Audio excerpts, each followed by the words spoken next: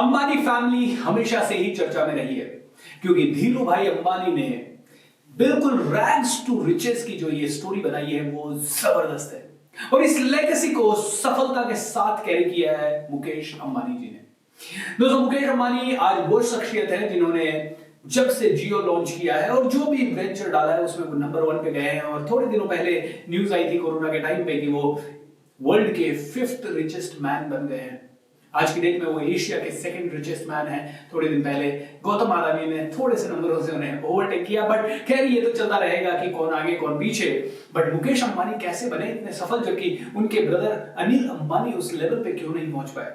खैर दोस्तों, मेरा एक ही मकसद है, मैं हर उस इंसान से वो सीखूं जो कि मैं सीख सकता हूं और सिंपल है, इसी तरह के बिजनेस में हम हैं जहां हम सीखते हैं और सिखाते हैं और इसीलिए I thought of sharing with you कि कौन सी ऐसी चीजें हैं जो कि मुकेश अंबानी को सबसे ज्यादा सफल बिजनेसमैन बनाती है। दोस्तों, मेरा नाम है भूपेंद्र सिंह राठौर, मैं एक इंटरनेशनल मोटिवेशनल स्पीकर हूं और आगे बढ़ने से पहले चैनल को सब्सक्राइब जरूर कर लें क्योंकि चैनल को सब्सक्राइब करेंगे तो ही हम साथ साथ ये जर्नी बहुत दूर तक कर पाएंगे। आइए समझते हैं कि कौन सी ऐसी चीज है जो मुकेश अंबानी को बहुत पावरफुल बनाती है, कैसे वो सबसे धनी बिजनेसमैन बन पाए और कितने सटीक डिसीजन उनके होते हैं। जैसे जियो का पूरा केस स्टडी अगर आप उठा के देखें तो पूरे हिस्ट्री में आपको ऐसा कहीं नहीं मिलेगा जहां पे कि एक पर्टिकुलर प्रोडक्ट को उन्होंने, जो कि टेलीकॉम इंडस्ट्री से है, डिजिटल प्रोडक्ट, फेसबुक जैसा प्रोडक्ट या व्हाट्सएप जैसा प्रोडक्ट फ्री करना एक बार समझ में आता है, लेकिन एक पूरा का पूरा प्रोडक्ट जहां बहुत सारा डेटा इन्वॉल्व है, जहां कॉलिंग इन्वॉल्व है, मैसेजेस इन्वॉल्व है, उसी को पूरा का पूरा फ्री कर दिया। कैन यू इमेजिन किस लेवल का थॉट प्रोसेस होगा। तो सबसे पहली चीज जो मुझे मुकेश अंबानी के बारे में सबसे ज्यादा अच्छी लगती है वो ये है कि वो कम बोलते हैं, ज्यादा करते हैं और अपने पांव हमेशा जमीन पे रखते हैं। उनके अंदर आपको ऐसा नहीं दिखेगा कि वो बहुत सफल हो गई तो बहुत ज्यादा उत्साह आ गया। आप देख लीजिए उनको बड़े से बड़े फंक्शन में भी काम, एक चार्मिंग स्माइल के साथ हर जगह पे ऐसा बबलिंग विद एंथुसियाज्म नहीं है। और कई बार हो सकता है कि बिजनेस में लॉसेस भी होते हैं लेकिन उसमें भी वो समता में रहते हैं, यानी कि पूरी तरह से बैलेंस्ड रहते हैं। दोस्तों, ये बहुत बड़ी पावर होती है एक जबरदस्त बिजनेसमैन की। दूसरी चीज जो कि मुकेश अंबानी के बारे में कही जाती है वो कही जाती है कि ही ट्रस्ट्स ऑन एवरीवन। सभी के ऊपर ट्रस्ट करते हैं लेकिन किसी के ऊपर डिपेंडेंसी नहीं रखते, डिपेंड्स ऑन नन। दोस्तों, बहुत सारे बिजनेसमैन जिस पे ट्रस्ट करते हैं उस पर पूरी तरह से डिपेंडेंट हो जाते हैं, लेकिन मुकेश अंबानी की ये बहुत ही जबरदस्त कहानी रही है कि उन्होंने हमेशा ट्रस्ट किया है, अपने एम्प्लॉय को फ्रीडम दिया है, अपने एम्प्लॉय को वैल्यू दी है, अपने साथ काम करने वालों को बहुत प्यार दिया है, रिस्पेक्ट दिया है, लेकिन उन्होंने कभी भी अपने बिजनेस एम्पायर को किसी के ऊपर डिपेंड नहीं होने दिया। उन्होंने हमेशा सिस्टम की वैल्यू की क्योंकि वो जानते हैं सिस्टम पहले बाकी सब बाद में। अगर सिस्टम रहा तो लोग आएंगे जाएंगे और फिर भी बिजनेस चलता रहेगा और ना सिर्फ चलता रहेगा, बढ़ता रहेगा। और आज यही रीजन है कि धीरू भाई अंबानी चले गए, उसके बावजूद भी मुकेश अंबानी ने रिलायंस के एम्पायर को बहुत ऊंचाइयों तक पहुंचा दिया है। तीसरी चीज जो कि अंबानी पूरे परिवार की ही बहुत अच्छी है, स्पेशली मुकेश अंबानी के अंदर, कि शेयर होल्डर के मनी को वो और भी ज्यादा केयरफुली ट्रीट करते हैं। खुद का पैसा तो पूरी दुनिया का हर एक आदमी केयरफुली ट्रीट करता है, लेकिन मुकेश अंबानी एंड धीरू भाई अंबानी दोनों का ही ये प्रिंसिपल हमेशा रहा है। इनफैक्ट मुकेश अंबानी कहते हैं, ये मैंने मेरे पिताजी से सीखा है कि शेयर होल्डर तुम पे ट्रस्ट करके तुम्हें पैसा दे रहे हैं तो उनके पैसे की केयर हमेशा करना और उनका पैसा हमेशा मल्टीप्लिकेशन में बढ़ते रहना चाहिए। Is that true? दोस्तों, जब मुकेश अंबानी जैसा बिजनेसमैन दूसरों की केयर करेगा तो उसको समझ में आता है कि यार जब शेयर होल्डर का पैसा बढ़ेगा तो मेरा तो बढ़ना ही बढ़ना है। लेकिन लोग कह रहे हैं शेयर होल्डर गया भाड़ में, मेरा बढ़ना पहले चाहिए, मेरी जेब पहले भरनी चाहिए। अरे ये बहुत छोटी सोच है, शॉर्ट टर्म की सोच है, लॉन्ग टर्म में ये कारगर नहीं होती। ये मुकेश अंबानी को बहुत पहले से ही समझ में आ गया।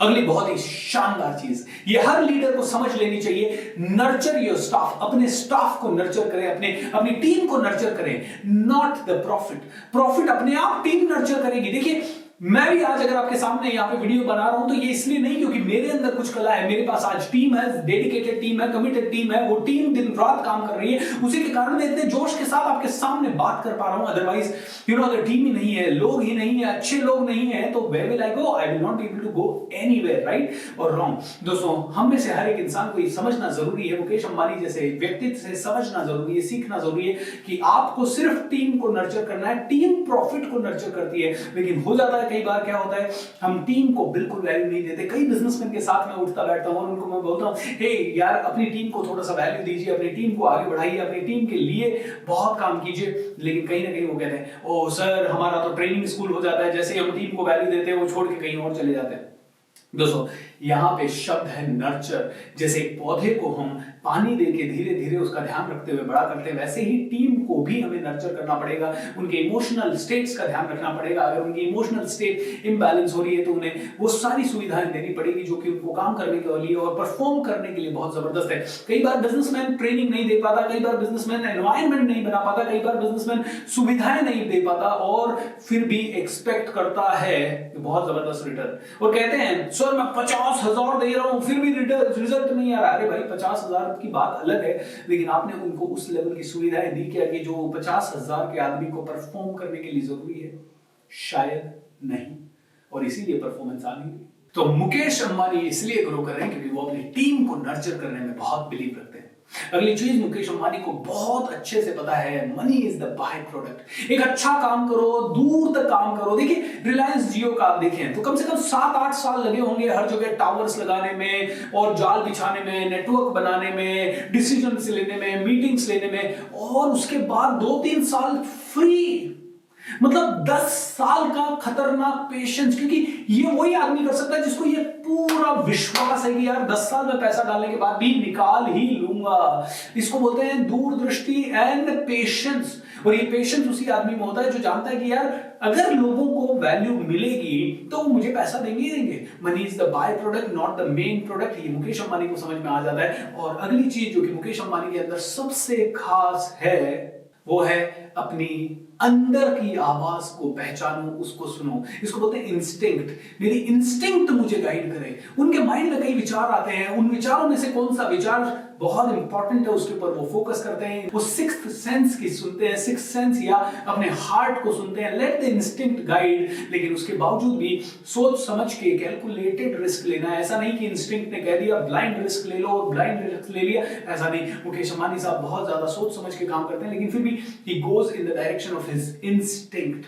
तो आप भी अपने दिल की सुने, आप भी अपने जहन की सुने, अपने अंदर की आवाज को समझने का प्रयत्न करें। क्योंकि कई बार देखिए किसी भी आदमी से आप पूछो कि 8-10 साल फ्री में कोई सर्विस देनी है और उसके बाद रिटर्न आने लगेगा, तो शायद 90% लोग कहेंगे ओ ये तो बड़ा मुश्किल है। लेकिन आई थिंक यहां पे ना एक बिजनेसमैन का इंस्टिंक्ट ही होता है जो कि उसे गाइड करता है कि yes I can do it. And एक और चीज दोस्तों, इतने बड़े एम्पायर का मालिक होने के बाद भी कहा जाता है कि मुकेश अंबानी रोज 13 से 14 घंटे काम करते हैं और कभी कभी तो उससे भी ज्यादा। इसका मतलब है उन्हें ये पता है कि सपनों को पूरा करने के लिए हार्ड वर्क करना बहुत जरूरी है। किसी भी लेवल पे वो ये कहते नहीं है कि हार्ड वर्क बिना किए काम चल जाएगा। दोस्तों आज इतना बड़ा एम्पायर, कैन यू इमेजिन, जिसकी बेटी की शादी पे 1000, 1200, 1500 करोड़ खर्च हो जाते हो, उस इंसान की लग्जरी का लेवल क्या होगा? जिसने एशिया का सबसे महंगा घर बनाया हो, जिसके पास किसी चीज की कोई कमी नहीं है, वो इंसान भी आज 13 से 14 घंटे काम करता है, अपने कंफर्ट जोन में नहीं जाता,